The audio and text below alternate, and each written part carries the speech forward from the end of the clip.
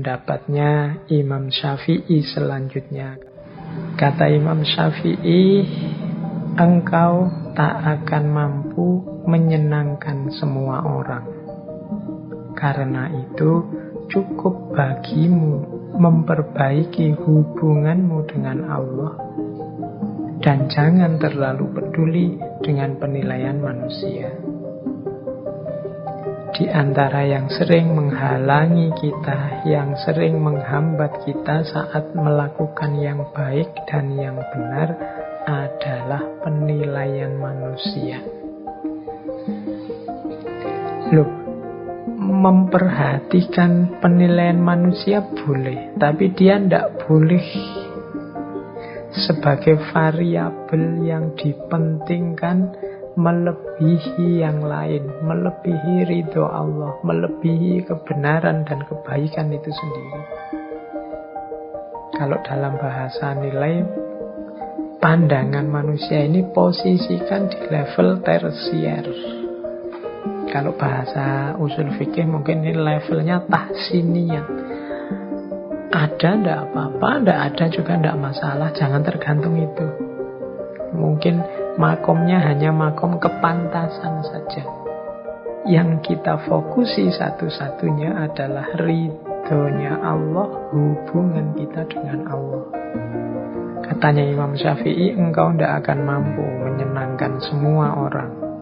Sebaik apapun, seluruh sebenar apapun yang kita lakukan, kita sampaikan, akan selalu ada orang yang tidak senang. Siapa yang punya channelnya YouTube, kalian merasa, ini loh yang saya sampaikan ini baik loh. Kok masih ada yang jempol ke bawah ya? Kok masih ada yang tidak suka ya? Loh ya itu manusia memang. Tidak mungkin orang sepakat semua, senang semua. Ya seleranya beda-beda. Isinya mungkin ada yang menganggap penting, ada yang menganggap ala kayak gitu aja. Itulah manusia. Alhamdulillah kalau dapat bonus penilaian manusia yang baik. Tapi kalau tidak masalah. Yang harus kita permasalahkan adalah hubungan kita dengan Allah. Apakah Allah ridho dengan yang saya lakukan ini? Kira-kira Allah berkenan tidak kalau saya ngaji seperti ini? Itu yang pertama-tama itu. Jadi kita bangun hubungan kita dengan Allah pertama-tama dengan cara jangan memposisikan penilaian manusia sebagai yang nomor satu. Terus jadikan akhirat di hatimu, dunia di tanganmu, dan kematian di pelupuk matamu. Ini orientasi hidup yang menurut saya ideal. Hati kita isinya akhirat. Hati itu kan sesuatu yang vital. Disitulah orientasi hidup kita bermula. Ala inna fil jasadi mudghah, itu kan kemarin kita kaji, itu dalam tubuh itu ada satu gumpal daging yang kalau dia baik, baik seluruhnya. Nah itu kan hati. Ini kalau hati ini isinya akhirat, ya berarti orientasinya ke atas, orientasinya vertikal, pada yang ketuhanan, yang ilahi. Karena di sanalah letaknya hidup yang sejati. Maka sarannya Imam Syafi'i, akhirat letakkan di hatimu. Yang kedua apa? Dunia letakkan di tanganmu. Ya kita butuh hal-hal duniawi untuk menjalani hidup di dunia ini. Harta dan lain sebagainya cukup letakkan di tangan, jangan taruh di hati. Diletakkan di tangan itu ya kalau hilang ya tidak masalah, nyari lagi. Kalau dicari, kalau diletakkan di hati hilang, itu patah hati kita. Stres, depresi kita itu kalau diletakkan di hati. Maka dunia letakkanlah di tangan saja. Untuk mendukung usaha kita meletakkan akhirat di hati dan dunia di tangan, kematian taruh di pelupuk mata kita.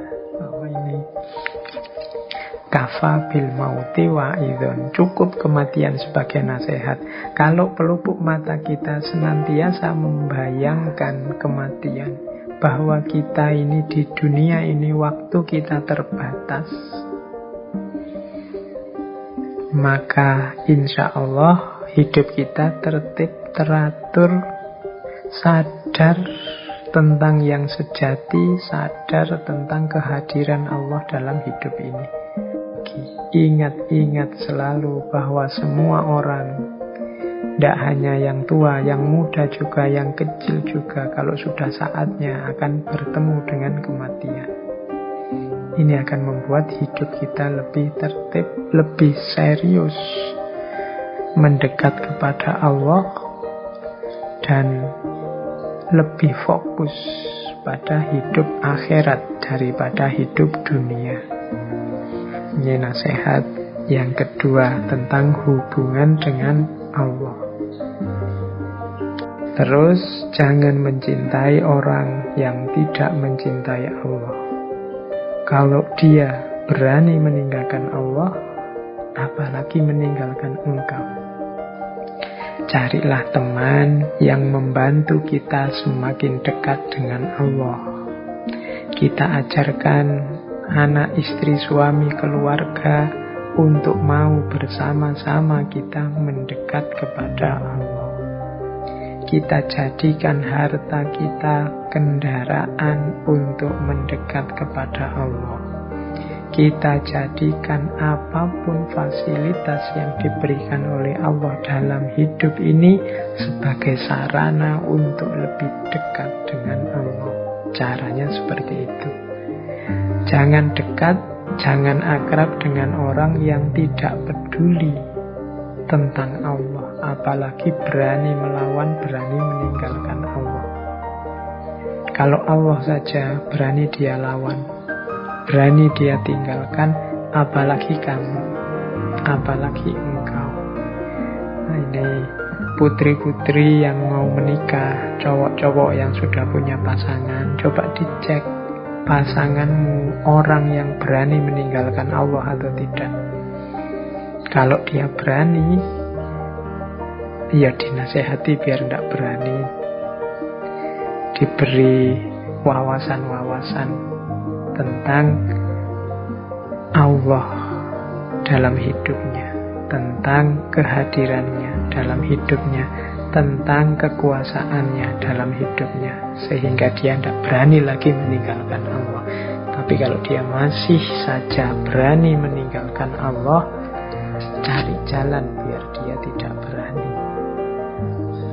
Oke, karena Allah saja setelah dia tahu bagaimana posisi, bagaimana peran, bagaimana kekuasaannya, setelah dia tahu ini kok masih meninggalkan, masih melawan, harus kalian hati-hati, apalagi hanya meninggalkan kalian, apalagi hanya mengecewakan kalian. Jadi jangan mencintai orang yang tidak mencintai Allah. Kalau dia berani meninggalkan Allah, apalagi meninggalkan kamu. Terus ini, jika semua orang menjauh ketika engkau mendapat kesulitan, maka ketahuilah Allah ingin membuatmu kuat dan Ia akan menjadi penolongmu. Kesulitan apapun yang kita hadapi, kalau menurut nasihatnya Imam Syafi'i ini, mari kita baca sebagai keinginan Allah untuk membuat kita kuat. Jadi apapun ujian, apapun kesulitan itu sebenarnya Allah ingin membuat kita lulus jadi orang yang lebih kuat karena berhasil menaklukkan kesulitan itu. Dan jangan lupa, Allah juga nanti yang akan menjadi penolong kita.